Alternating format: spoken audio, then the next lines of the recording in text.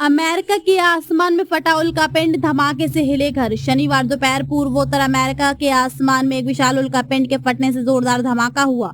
NASA के वैज्ञानिकों के अनुसार इस विस्फोट से पैदा हुई सोनिक बूम की ताकत करीब 300 टन टीएनटी के बराबर थी। इस जोरदार आवाज और कंपनी ने कई राज्यों के निवासियों को चौंका दिया।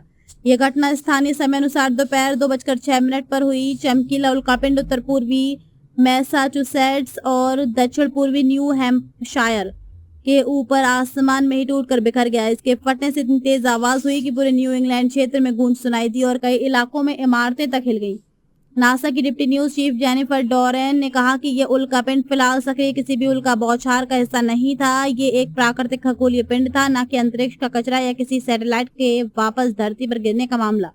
इसके टूटने से करीब 300 टन टीएनटी के बराबर ऊर्जा निकली, जिससे ये भयंकर आवाज पैदा हुई। नासा के आंकड़ों के मुताबिक जब इस उल्कापिंड ने पृथ्वी के वायुमंडल में प्रवेश किया तब इसकी रफ्तार करीब 1,20,700 किलोमीटर प्रति घंटा थी। जमीन से लगभग 64 किलोमीटर ऊपर जाते ही ये भीषण दबाव के कारण टुकड़ों में बंट गया। अमेरिकन मीटियोर सोसाइटी ने बताया कि ये खगोलीय चट्टान लगभग 3 फीट चौड़ी थी। इसने बोस्टन के उत्तर में मैसाचुसेट्स और न्यू हैम्पशायर की सीमा के पास वायुमंडल में प्रवेश किया।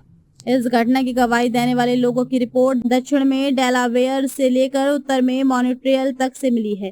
प्रत्यक्षदर्शियों ने दिन के उजाले से एक बेहद चमकदार आग का गोला देखने, तेज विस्फोट की आवाज सुनने और जमीन हिलने का दावा किया। अमेरिकन मीटियोर सोसाइटी के प्रोग्राम मॉनिटर रॉबर्ट लंसफोर्ड ने कहा कि यह घटना आमतौर पर दिखने वाले उल्कापिंडों से बहुत बड़ी थी। उन्होंने कहा कि निश्चित रूप से एक सामान्य फायरबॉल से बड़ा था। लंसफोर्ड के अनुसार इस बात की संभावना बहुत कम है इसका कोई भी हिस्सा जमीन तक पहुंचा हो। उन्होंने कहा कि ये जानने के लिए कि क्या इसका कोई टुकड़ा जमीन पर गिरा, हमें इसके रास्ते और गति और अधिक जानकारी चाहिए होगी।